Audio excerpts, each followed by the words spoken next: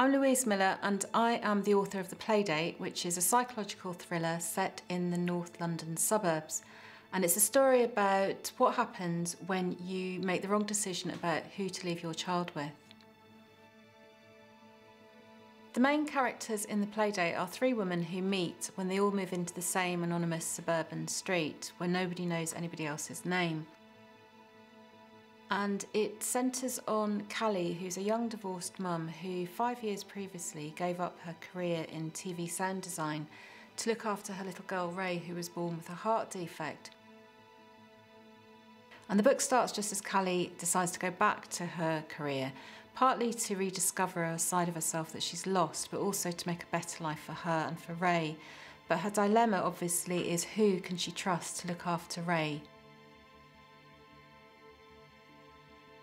The one person that Callie doesn't want to ask is her best friend and neighbour Susie, who lives across the road. And Susie's also a mum, and she's been a real rock to Callie for the last few years, and she's supported Callie and Ray through the most difficult times. But Callie knows it's not fair to keep relying on Susie so much, and part of the reason she's going back to work is so that she can stand on her own 2 feet. As part of her new resolve, Callie decides to befriend a new woman on the street, Debs. But Debs is hiding a dark secret.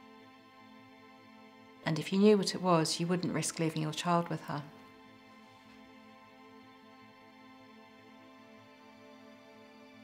The Playdate examines what happens when we move to a new area to pursue a career or an opportunity, and then find ourselves bringing children up there away from family support.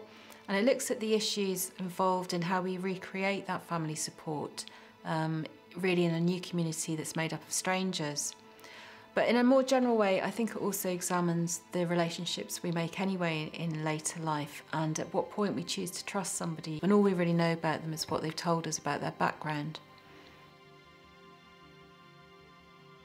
I was inspired to write The Playdate when I gave up my office job in central London and started to work from home when my children started at school.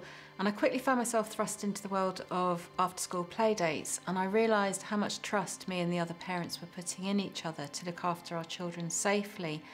And I thought the kind of anxiety that provoked would make a really good theme for a psychological thriller.